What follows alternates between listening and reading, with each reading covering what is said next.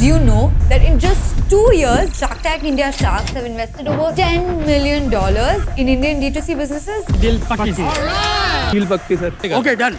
Deal done. Let's do it. Are these sharks investing their own money? Why are they investing so heavily in D2C businesses? To tell us all about it, we have GD Prasad in the house today. He is the founder and CEO of VS Money by day, musician by night, and around-the-clock foodie. And you're watching The Sweet Spot, the show with the spiciest business secrets. It's like a chicken and egg thing, right? It's terrible, huh? It's disgusting that I can't go to the next one. So GD, welcome to the show. Are you ready to do this? Yeah, of course. I've been waiting to.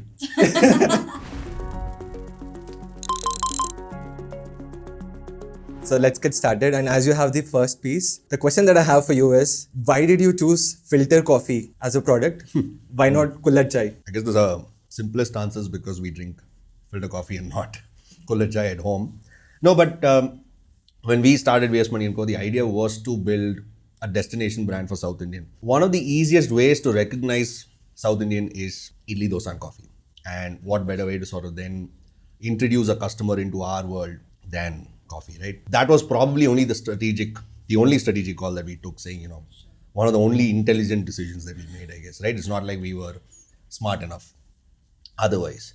So we decided to do coffee, and then, as part of the 4 p.m. tradition in the South, it's also coffee and snacks. So we said we'll do both, and we're focusing entirely on coffee and snacks today.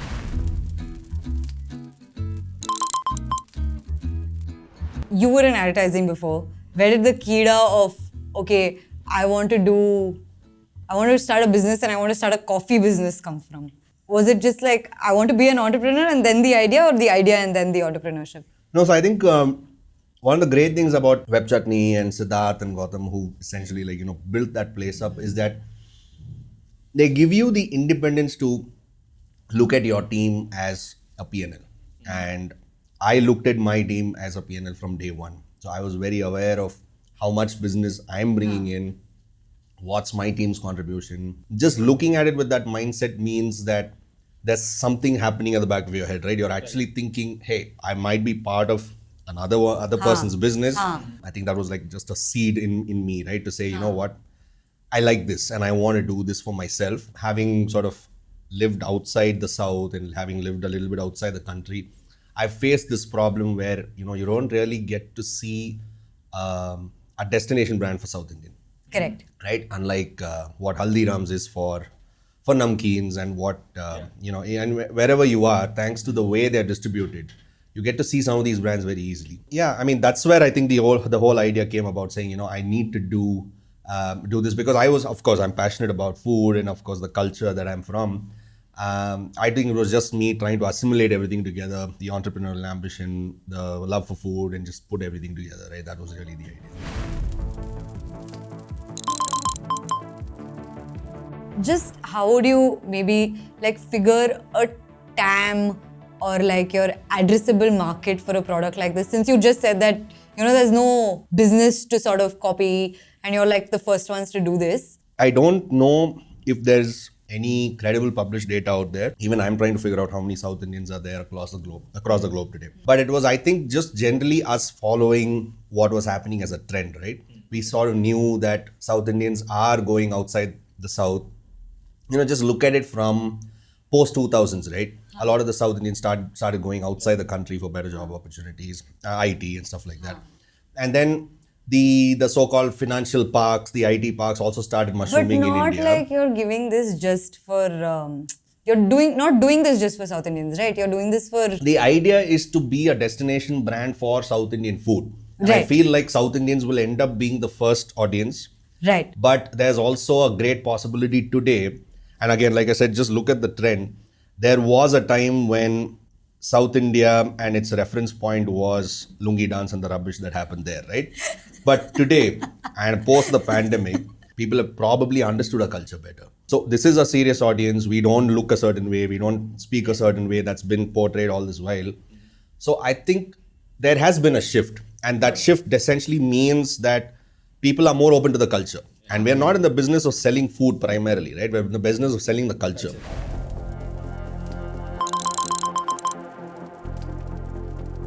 So GD, we started with your early journeys, the formative years of VS Money, and like how you figured out distribution, right? Let's address this shark in the room. This whole journey of Shark Tank, right? A lot of us have seen you present This or one pitch to isn't the spicy, sharks. by the way. Okay, this is spicy. Isn't Spicy. Isn't spicy? I Yeah. think that's what you should start with. By the time our other guests got to like the fifth one, they were crying. Yeah. Entrepreneurship made me tough. Okay, go on. So we were touching upon the whole Shark Tank phase of your life, right? Huh. Before this whole journey began, how did you kind of go about starting or thinking about Shark Tank? Like what made you decide that, hey, I'll go and apply, I'll see what happens? I mean, to be very honest, I don't think we thought about Shark Tank. Shark Tank was kind of part of that entire fundraise journey for us in our first raise. Because Anupam was an investor already. And to be very honest, I never knew that Shark Tank was happening in India. And when I started talking to him, he was telling me about how, he's going for the Shark Tank shoot. And this was the first season shoot. That's when I got to know that A, it's coming to India, and B, he's one of the sharks. So I actually watched all of season 1 with very, very starry eyes, right? Because we were like, oh, we should be here one day, and that kind of a feeling. Because it was really nice to see how people were not just pitching, but also were becoming popular because they were pitching, right? I only looked at it from a perspective of this is a great platform for someone to be known overnight. So that was actually one of the reasons why we said, can we consider it? I always had this thing in my head that, there's Anupam already in the picture, and I didn't want it to be a conflict at all. It's not a conflict as much as being perceived as a conflict, right? So we didn't want people to think that, there was something going on internally. Because the show, for all its worth, is super credible. There's no real hanky-panky going on. We were very conscious about that. So we had a chat with Anupam, and Anupam was like, listen, I don't need to know about this. You don't need to keep me posted on anything. Just go through with the process. See what happens. So I never really spoke to him about it till the day of the shoot when I actually saw him in there. And then he walked out. And then he walked out. So I guess I think it don't was know. So it was the only startup where a shark walked out like, I'm an investor there. So I don't know if that was planned in terms of, whether the creative team spoke to him about it or all of that. We didn't know. We knew that we should expect something because it is a fair game. Yeah. And it would be unfair for him to sit. We thought he would actually just sit there and be super quiet the entire while. Okay. He chose to go out, which I think was even better. Yeah, I think that added a lot of credibility. Yeah. What happened to VS Money as immediately after the show aired? So I was sort of, obviously we from the previous episode, the previous season, we were kind of told that, growth happens anywhere between 3 and 5x. We were like 3x and all seems like a lot. Let's be prepared for about 2.5. Also, it's a function of working capital, right? It's not like I have that much working capital, say I will do 3x of my stock and keep them ready. So we said, let's be prepared for 2x. And we were prepared for, I think, a little over 2x. The day it had, I was actually looking at the D2C dashboard, seeing if Shopify was spiking. Okay. Yes, Shopify spiked, but I completely forgot that we are on Amazon as well. And that's where the biggest spike happened, right? So we had a spike of 20x for 3 days on Amazon. And there was no stock on Amazon. Oh, damn. And we don't have enough stock for 20x either. So it also gave us the, it was a reality check for us that, the audience is outside this world that you think is D2C and, you can bring them here and all of that. It was good that we had kept our basics in place at least, that, you could search for it and very quickly find the product, the ad was running and all of that. So it was a 20x spike for about 3 to 4 days. Then it sort of mellowed down. It dropped to about 10, dropped to about 8. So within about 10 days, the Shark Tank spike kind of, I would say, subsided back to where it was.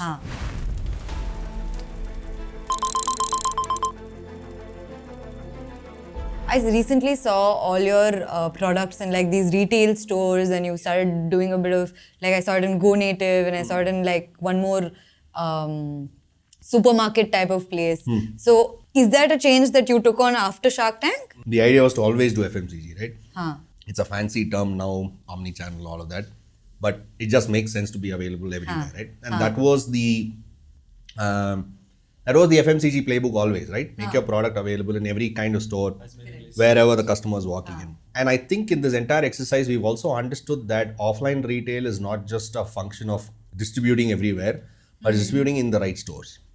I think we need to be aware of where our customers are and saying, we will go to those stores, not just go and sort of, put them everywhere.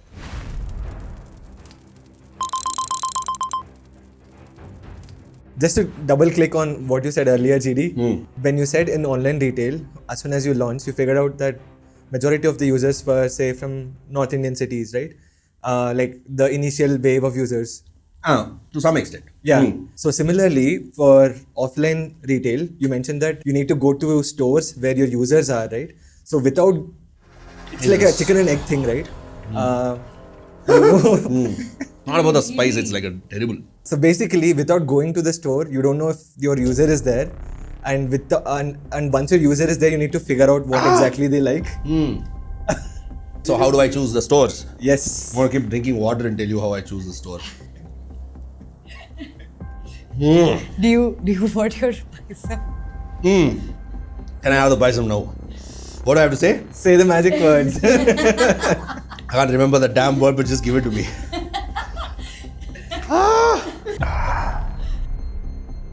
Say, hit me with this sweet spot. Hit me with a sweet spot right now. It's terrible, huh? It's disgusting that. Ayo! Don't use the same napkin Give me for another the one. eyes. I can't go to the next one. The tears felt like it was the spice. I'm saying The taste is not the good. taste is so, yeah, even if it was great and spicy, the tears would have been worth it. So yeah, I think the decision to pick the geography in our case was also a little bit muddled, right? In the sense that, if we had gone by data, we should have gone to some other places or some other areas. Yeah. I always wanted to do Gurgaon first or something like that. But we're based here. And it's a lot easier to fix some of these problems when you're here. Like the relationship that we have with a store like MK Retail, because we're here and because we visit them that often, they just opened up 6 stores for us. Okay. And so we're giving you all the walls, all the pillars. You're doing really well. We never thought you'd sell, considering ID like really rules the category. So, just put up all your branding, do whatever you want for free. I think some of those things, right? The old school rules still apply. If you have a great relationship, if if you believe in the product and if you make them believe in the product, that's going to really open up to you, because this is fully relationship based, not algo based, right? The learnings are that, some products don't work, some sizes don't work, some stores don't work. So we'll now start applying that a little intelligently, right? So we will now say, okay, let's go to pockets where South Indians are. Let's go to pockets where we've always believed in and stuff like that. So we'll change some of those things now. How your perspective changed, your business thinking changed once you went on Shark Tank, and also did you end like almost 1 in 4 brands that get deals on Shark Tank don't convert to real life. What happened with you? Did it not? Shark Tank is a commitment Okay. to an investment. So in our case, and if you had to take our case specifically, we actually said yes to a deal that wasn't necessarily something that we wanted. Okay. Right? Why we said yes and why we didn't say no, even I don't know. I guess it's a lot.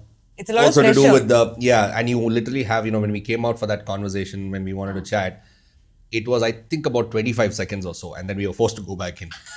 So I still remember, I think, me telling Rahul and Yash, this makes 0 sense, we are not taking it. And then I walked in and said, yes, we will take it.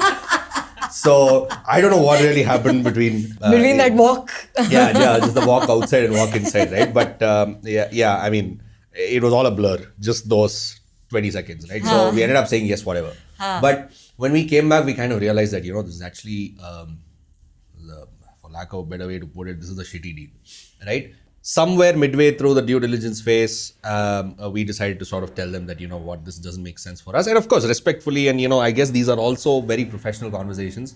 Right. I don't think anybody's going to sort of feel offended that you didn't take their money, because this is not about the money as much as this is a business decision. Correct. Right? Does this make sense do for you? best for your What was business. best for the business? And it didn't seem like that was the right thing for us to do, and we respectfully sort of declined taking the money in and things like that. Super. Thank you so much for being on the show. Thank you. Thank you for watching, folks. And we'll see you on the next episode.